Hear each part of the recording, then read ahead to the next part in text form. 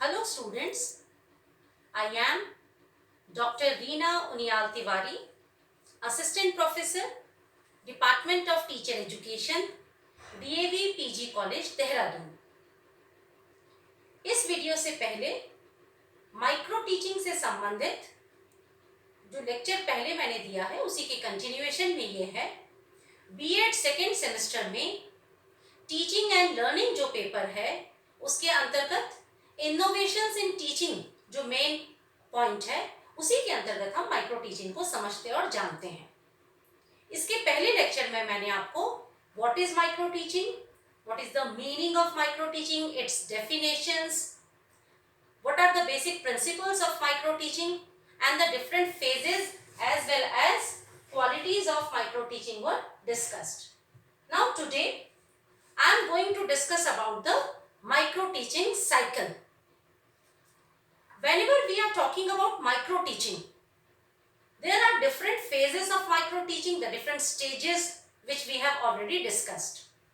क्योंकि ये पूरी प्रक्रिया जो है ये चक्र के रूप में चलती है, इसलिए इसे माइक्रो टीचिंग साइकिल या सूक्ष्म शिक्षण चक्र कहा जाता है। सूक्ष्म शिक्षण की प्रक्रिया में सबसे पहले जो स्टूडेंट टीचर है उस विद्यार्थी को एक कौशल के ऊपर आधारित एक सूक्ष्म पाठ योजना बनानी पड़ती है। He has to plan a micro lesson और वो जो पाठ योजना उसने बनाई है, जो उसने नियोजन किया है, उस पाठ योजना को अब उसे पढ़ाने का अभ्यास करना है। जब वो उस पाठ योजना के एक विशिष्ट कौशल को लेकर अभ्यास करता है, उस अभ्यास के बाद जो शिक्षक हैं, जो टीचर एजुकेटर हैं, उसने सूक्ष्म शिक्षण कौशल के घटकों को पूरा किया या नहीं, उसमें कहीं कोई कमी तो नहीं रह गई, इससे संबंधित निरीक्षण करने के बाद उसे फीडबैक देता है, प्रतिपुष्टि देता है। और इस प्रतिपुष्टि के आधार पर जो प्रशिक्षु अध्यापक है वो अपने माइक्रो प्लान को फिर से लिखता है। He again replans और जो उसने फिर से पाठ योजना बनाई है, एक सूक्ष्म पाठ योजना, उसको वो फिर से पढ़ाने का अभ्यास करता है।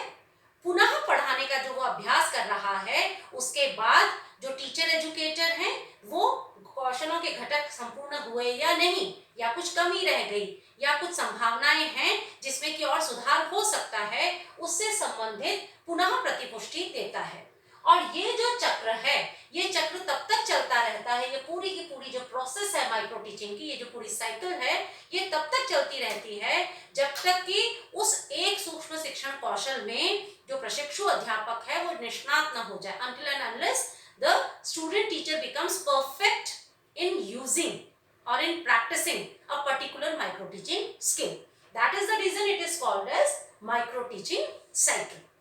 When we talk about the uses of micro teaching, सूक्ष्म शिक्षण के क्या उपयोग हैं, इसका उपयोग हम कहाँ करते हैं, तो इसमें सबसे पहला है integration of theory and practice. जो सिद्धांत में हमने पढ़ा है शिक्षण कौशलों के बारे में, विभिन्न शिक्षण कौशलों के घटकों के बारे में, और उन घटकों को उपयोग में लाते हुए सूक्ष्म पाठ योजना बनाने के बारे में जो भी ज्ञान प्राप्त किया है सिद्धांत के रूप में, अब उस प्राप्त ज्ञान का अभ्यास, कौशलों का अभ्यास जो कर रहा है प्रशिक्षु अध्यापक, तब हम देखते हैं कि हमें थियोरी और प्रैक्टिस, सैद्धांतिक ज्ञान और व्यवहार में उसको परिणत करना, उन कौशलों का, शिक्षण कौशलों का कक्षा में उपयोग करना, उन दोनों के बीच में समन्वय दिखाई देता है। तो यह सूक्ष्म शिक्षण की पहला उपयोग है।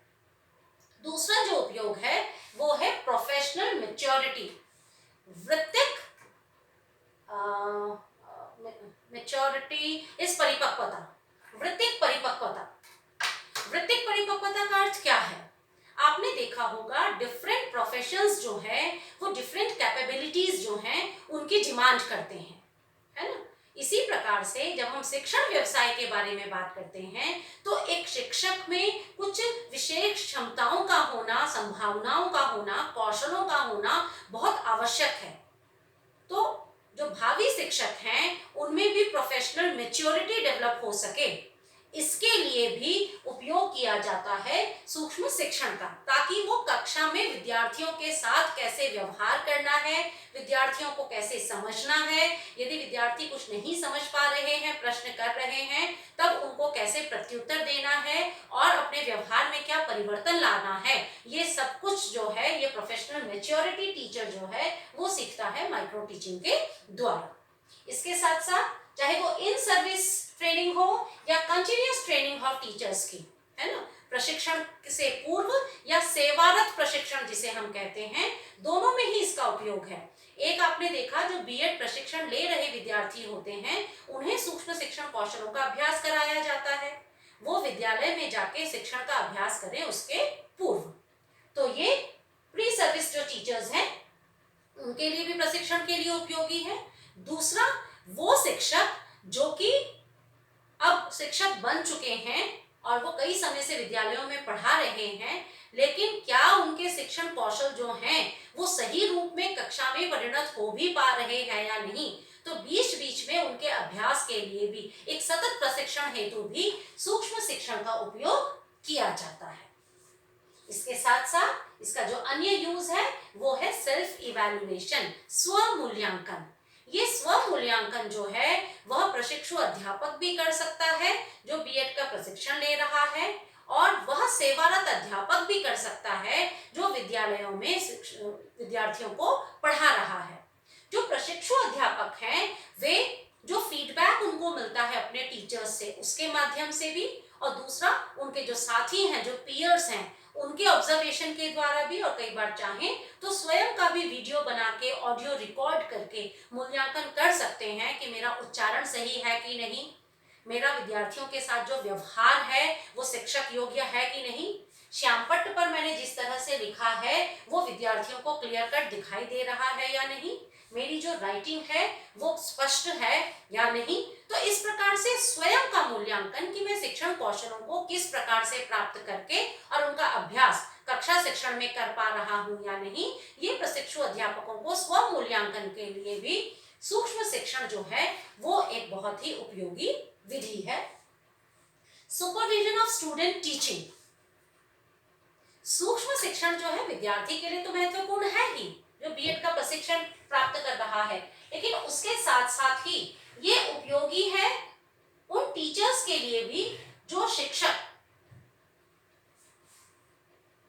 बीएड में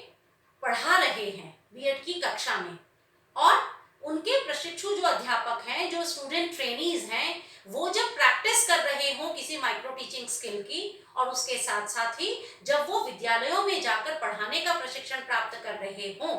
दोनों ही समय वो विद्यार्थियों के सुपरविजन में बहुत ज्यादा माइक्रो टीचिंग स्किल्स में जो डिफरेंट घटक हैं वो पूरे करे पा रहे हैं या नहीं विद्यार्थी, इनको देखने में भी, उनको ऑब्जर्व करने में भी, उनको फीडबैक देने में भी मदद करते हैं। इसके बाद है मॉडल लेसन। जो टीचर एजुकेटर हैं, अगर वो स्टूडेंट्स को अलग अलग समय पर डिफरेंट टीचिंग स्किल्स की प्रैक्टिस कराना चाहते हैं, एक टीचिंग स्किल का प्लान कैसे बनाया जाता है, उस प्लान को एग्जीक्यूट कैसे करते हैं, and while teaching what are the different components of a particular skill which needs to be practised and incorporated in the teaching, ये सब कुछ प्रशिक्षु अध्यापकों को एक बार शिक्षकों के द्वारा, जो शिक्षक प्रशिक्षक हैं, जो टीचर एजुकेटर्स हैं, उनके द्वारा बताया जाना चाहिए। तो ये मॉडल लेसन जो है वो विद्यार्थियों के सामने प्रस्तुत करने में भी माइक्रो टीचिंग का अपना विशेष महत्व है और उपयोगिता है। रिसोर्स ऑफ रिसर्च, अनुसंधान के लिए एक स्रोत के रूप में भी माइक्रो टीचिंग कार्य करता है। कौन से कौशल हैं शिक्षण के, हर शिक्षण कौशल के और कौन से विभिन्न घटक हो सकते हैं, इन घटकों को टीचिंग में इनकॉर्पोरेट करने में क्या दिक्कतें आती हैं, कक्ष में कई बार ऐसी कौन सी परिस्थितियां आ जाती हैं जिसमें कि शिक्षक अपने कौशलों का प्रदर्शन सही रूप में नहीं कर पाता, कौन से कौशल हैं जो शिक्षण को प्रभावी बनाते हैं, टीचर की क्वालिटीज क्या होनी चाहिए, टीचर की टीचिंग पे कौन कौन से जो मेन पॉइंट्स हैं वो रिफ्लेक्ट होने चाहिए, ये सारी की सारी बातें जो हैं ये रिसर्च का एक सोर्स हो सकती हैं। तो micro teaching also acts as, और its utilisation is also as a resource of research.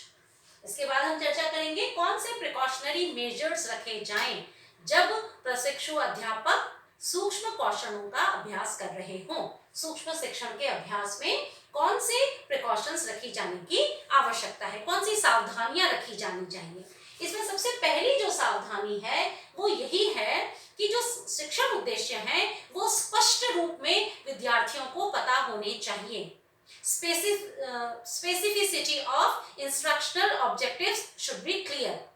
क्या इंस्ट्रक्शनल ऑब्जेक्टिव है जो मैं अपने पढ़ाने के द्वारा चाहता हूं कि विद्यार्थियों के व्यवहार में परिवर्तन के रूप में मुझे दिखाई दे। आप जो कुछ भी पढ़ा रहे हैं, चाहे वो कम सब्जेक्ट मैटर है या ज्यादा सब्जेक्ट मैटर है, उसके लिए आप कौन से शिक्षण कौशल का अभ्यास कर रहे हैं, उसके लिए आपने पाठ योजना कौन सी बनाई है, वो सारे के सारे इंस्ट्रक्शंस जो हैं वो पहले प्रशिक्षु अध्यापक के समक्ष क्लियर होने चाहिए। उसको पता होना चाहिए कि मैं माइक्रो टीचिंग क्यों कर रहा हूँ। माइक्रो टीचिंग में अगर मैं इंट्रोडक्शन स्किल प्रस्तावना कौशल का अभ्यास कर रहा हूँ तो इसका क्या कारण है। प्रस्तावना कौशल का अभ्यास करने के फलस्वरूप मैं विद्यार्थियों के व्यवहार में और क्या परिवर्तन चाहता हूँ, या जब मैं प्रश्न कौशल का अभ्यास कर रहा हूँ, मैं विद्यार्थियों से प्रश्न पूछ रहा हूँ, प्रश्नों के वो जैसे उत्तर देंगे उनके प्रत्युत्तर में, उसके रिस्पॉन्स में मुझे और अन्य किस प्रकार के प्रश्न पूछने हैं, ये सारे ऑब्जेक्टिव्स जो हैं ये बिल्कुल स्पेसिफिक और क्लियर होने चाहिए। दूसरा है, इसके प्रयोग से पहले अनुकरणीय शिक्षण का अभ्यास कराया जाना चाहिए। अनुकरणीय शिक्षण का अर्थ यानी शिक्षक जो हैं, जो शिक्षक प्रशिक्षक हैं, जो टीचर एजुकेटर्स हैं, वो एक मॉडल लेसन प्लान या एक मॉडल माइक्रो प्लान स्टूडेंट्स के सामने पहले प्रेजेंट करें। स्टूडेंट्स उनको ऑब्जर्व करें और उनका अनुकरण करते हुए फिर सूक्ष्म शिक्षण करें। तो अनुकरण जो पार्ट है वो पहले होना चाहिए। मॉडल लेसन जो है टीचर एजुकेटर्स के द्वारा वो पहले प्रेजेंट किया जाना चाहिए और उसका अनुकरण करते हुए तब जो विद्यार्थी हैं वो सूक्ष्म कौशल जो है उनका अभ्यास करेंगे। उसके बाद है less criticism and praise of some actions. जब हम प्रशिक्षु अध्यापकों के पढ़ाने के बाद उनके अभ्यास में कुछ कमियों को बता रहे हैं तो वो कमियां जो हैं वो हमें सुझाव के तौर पे अधिक बताई जानी चाहिए, उनकी कमजोरियों के रूप में नहीं। क्योंकि यदि हम कमजोरियों के रूप में बताएंगे तो इससे उनका मोराल जो है वो डाउन हो जाएगा, उनको लगेगा हम तो कुछ कर ही नहीं पा रहे हैं, हमसे तो ये होगा ही नहीं। तो जो हम टीचर एजुकेटर्स हैं उनको ये प्रयास करना चाहिए, सूक्ष्म शिक्षण के अभ्यास के समय ये सावधानी बरतनी चाहिए कि वो विद्यार्थियों ने जो अभ्यास किया है उसमें जो उन्होंने अच्छा किया है उसका सम्मान करें, उसकी प्रशंसा करें जो कार्य अच्छा है, और जो उनमें कमियां रह गई हैं उन कमियों को, उन कमजोरियों को कम संख्या में बताएं या बताने के समय उन्हें सुझाव के रूप में ज्यादा दें, ताकि जो स्टूडेंट है वो मोटिवेट हो कि मैं काफी कुछ अच्छा कर पा रहा हूं और मुझे थोड़ा सा ही तो प्रयास और करना है। इसके साथ जो और सावधानी बरतनी है वो ये, वन स्किल एट ए टाइम। सूक्ष्म शिक्षण का अभ्यास करते समय एक समय में एक ही कौशल को लिया जाना चाहिए, ताकि क्योंकि जो इसका जो बेसिक प्रिंसिपल इसके पीछे है वो ये कि जब हम स्केल्ड डाउन हर चीज को कर रहे हैं और एक समय में जब हम एक ही कार्य को करते हैं तो उस कार्य के प्रति हमारी निष्ठा, हमारा ध्यान, हमारा प्रयास पूरा का पूरा होने से फिर वो जो है वो ज्यादा परफेक्शन के साथ होता है। जैसे कि अगर आपको ध्यान होगा बचपन में जब कभी आपने साइकिल चलाना सीखा होगा तो आपने देखा होगा कि आपके माता पिता, भाई बहन, जिसने भी आपको सिखाया हो उसने आपसे कहा होगा तुम हैंडल पकड़ो, केवल हैंडल का बैलेंस करो और पीछे से आप धीरे धीरे से उसको धक्का मारते हुए चले ताकि उसको पैडल ना मारना पड़े, है ना। तो पहले उसने केवल हैंडल को ही ठीक से कंट्रोल करने का अभ्यास किया। कई बार ऐसा होता है, कहते हैं कि हैंडल हम पकड़ते हैं और आप पैडल मारिए, तो साइकिल के पैडल कैसे मारे जाते हैं, तो आपका पूरा का पूरा ध्यान साइकिल के पैडल मारने में जब केंद्रित है तो आपने पैडल मारना जो है वो अच्छे से सीख लिया। फिर एक समय ऐसा भी आता है कि आपको धीरे से पीछे से छोड़ दिया जाता है और तब तक आप क्योंकि दोनों में परफेक्ट हो चुके होते हैं तो आप इंटीग्रेशन कर लेते हैं, आप समन्वय कर लेते हैं उन दोनों ही कौशलों का, जिसमें कि हैंडल को कंट्रोल करना भी शामिल है और साइकिल के पैडल मारना भी शामिल है। वही बात सूक्ष्म शिक्षण के साथ भी सत्य है।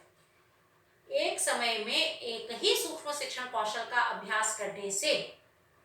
उसी से संबंधित घटक पूरे हो रहे हैं या नहीं इसकी ओर ध्यान देने से और उसी कौशल के घटकों से संबंधित प्रतिपुष्टि देने से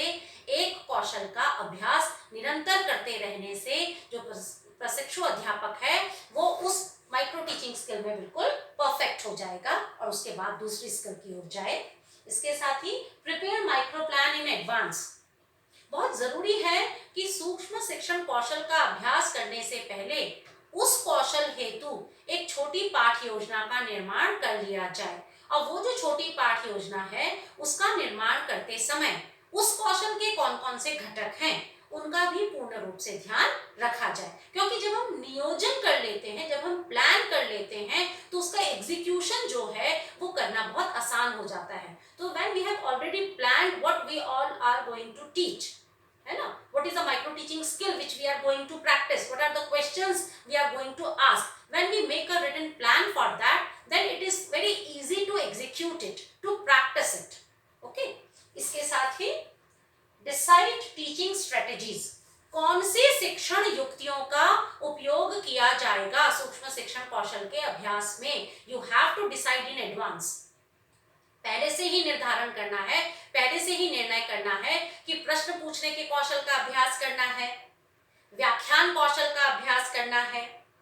ना, उदाहरण जो देते हैं हम, दृष्टांत सहित उदाहरण कौशल जो है उसका अभ्यास करना है। तो पहले से ही ये निर्धारित कर लेना चाहिए एक समय में किस सूक्ष्म शिक्षण कौशल का अभ्यास करना है, उसी के लिए फिर सूक्ष्म पाठ योजना बनानी है, उसी के घटकों का उपयोग करते हुए, उनको इनकलकेट करते हुए फिर शिक्षण का अभ्यास करना है। और जो टीचर एजुकेटर हैं उनके द्वारा समय समय पर प्रतिपुष्टि इस रूप में देना कि जो वो अच्छा कर रहे हैं उनकी अधिक प्रशंसा की जाए, जो कमियां हैं उनको बहुत कमियों के रूप में क्रिटिसाइज न किया जाए, बल्कि क्या उनमें सुधार किया जा सकता है उस संदर्भ में सुझाव दिए जाएं। तो इस प्रकार से हमने ये जाना कि माइक्रो टीचिंग सूक्ष्म शिक्षण, जो कि शिक्षण में एक नवाचार है, उसके द्वारा प्रशिक्षु अध्यापक